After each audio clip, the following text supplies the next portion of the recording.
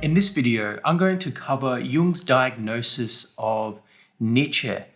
And so basically, this is going to be talking about the idea of the subjectivization of consciousness. Now, Jung talks about this in regards to the introvert. He actually says this is a kind of a typical thing that happens to the introvert. So if you are introverted, this might be good to listen to.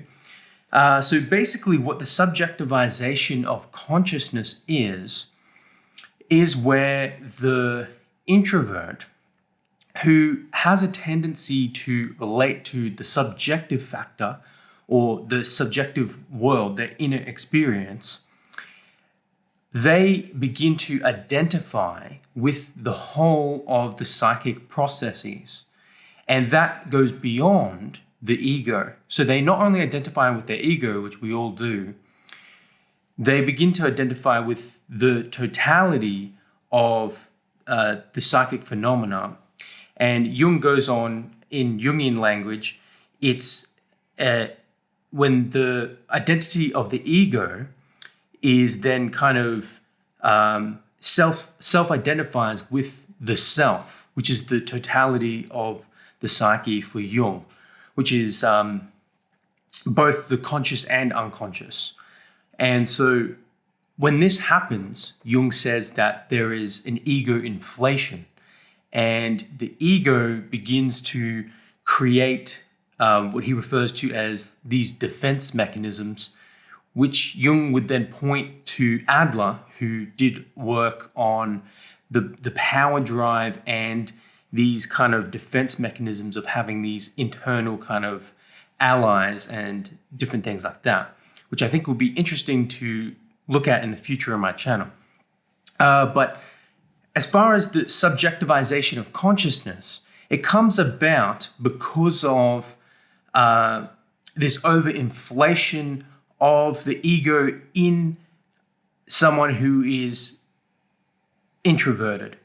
Because see, the extrovert, they overvalue the object. They are tied to the object, influenced more by the objective than the subjective. And so they think it's kind of crazy that an introvert would be more influenced by the subject. However, it's normal for the introvert to be more influenced by the subject, but it's not normal to identify the ego with the self. And that's where Jung talks about Nietzsche. So here's a quote by Jung, open quote. "Should he become neurotic, it is the sign of an almost complete identity of the ego with the self. The importance of the self is reduced to nil, while the ego is inflated beyond measure.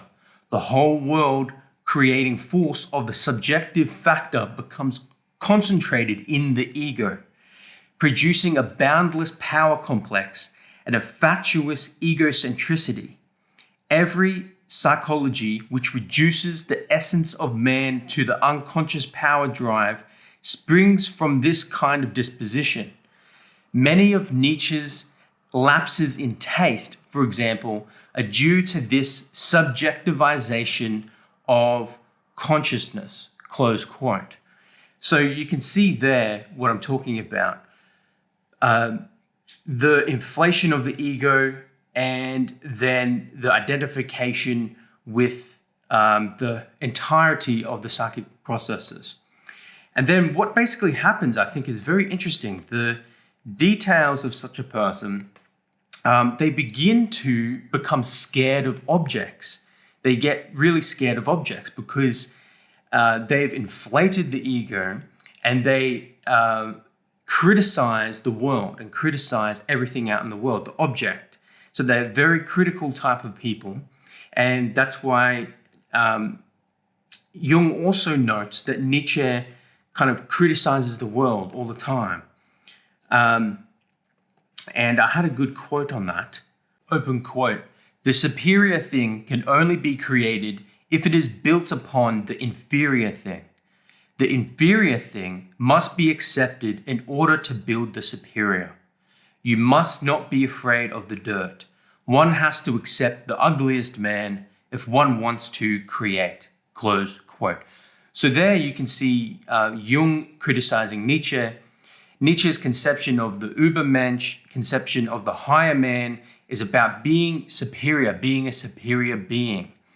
And at the same time as you're superior, you were looking down on the inferior. You're looking down on the slave morality while you take the master morality. Something like that. I mean, in Nietzsche's real writings, it is a little bit more complicated like that. It's not as black and white. But nonetheless, Jung is hinting at Nietzsche's tendency to see himself as superior or to take that superior position against the world, because that is the tendency of the introvert when they experience this ego inflation. And so they see themselves as higher than the world, and so they're very critical of it. But in that quote there, Jung is saying that the superior thing, so something superior, can only be built when you are first accepting, the small things, and so they say that famous thing, if you're good at the small, if you do well with the small, can be entrusted with the small, with the little, then you can be entrusted with more. And that's kind of like a psychological principle. And I guess Jung is reinforcing that there. And so, it's quite interesting that these people who have the subjectivization of consciousness, they have these power fantasies, right? So on one side, they want to overpower the object. They want to become someone superior in the world. But on the other side, they fear the object. And he becomes a victim of the object because they are setting themselves up in a dichotomy, in a relationship with the world. The ego is now facing the world, where it should be the self versus the ego. They are the opposites. It is the world, the objective world, and the subjective world, which is the totality of the psyche, which is the self. They should be in conflict with each other. But instead, it's the ego, the center of consciousness, which is a lot more, fragile than the totality of the psyche. And so that fragile ego is now presented with the fear of the daunting power and enormous nature of the world. And the world kind of crushes them and they are kind of paralyzed. And listen to some of these qualities here in this quote. Open quote. The introvert's alienation from the object is now complete. He wears himself out with defense measures on the one hand, while on the other he makes fruitless attempts to impose his will on the object and assert himself. These efforts are constantly being frustrated by the overwhelming impressions received from the object. It continually imposes itself on him against his will. It arouses in him the most disagreeable and intractable affects and persecutes him at every step. A tremendous inner struggle is needed all the time in order to keep going. The typical form his neurosis takes is psychasthenia, a malady characterized on the one hand by extreme sensitivity and on the other by great proneness to exhaustion and chronic fatigue, close quote. So I find that very interesting when these types of symptoms come up. And you can see the introvert is usually very fatigued a lot of the time. Not every single one of them, but it's a common experience. It's a thing to see that is quite common in introverts. And I think that that's quite interesting, that these are the symptoms of the ego, the subjectivization of the consciousness. So of the ego identifying with the totality of the psychic processes. Because their consciousness is meant to be have that disposition towards the subject, if they are assimilating too much into their identity and identifying with the totality of all those processes, then that is then at that point, when they hit up against the world, it's too much. And it's almost like that is making them extremely sensitive and to the object. Every little thing, it says in there, it's that constantly receiving those impressions from the object, almost like that idea of highly sensitive person. There's the highly sensitive person where they are sensitive towards the object because they pick up on all those little impressions of what's going on. And I think that's interesting. And then, so as far as Nietzsche is concerned, Jung basically says that he identifies with God in a sense. And when you identify with God, then it's you against the world, really. And he also says in this good quote, open quote, if you knew what reality that fact possesses, which has been called God, you would know that you could not possibly get away from it, but you have lost sight of it. You don't know what that thing means, and so it gets you unconsciously. And then without knowing it, you are transformed into God Almighty, as happened to Nietzsche. It got into him to such an extent that he went crazy and signed his letters the dismembered Zagreus or Christ Dionysus, because he became identical with God, with the God he had eliminated, close quote. And you can see there Jung's criticisms of Nietzsche and his diagnosis, basically that Nietzsche went mad because of this subjectivization of consciousness, or you could call it an ego inflation. Okay. However, I will make videos in the future, another video that's close coming in the pipeline, that is a Nietzschean critique on Jung.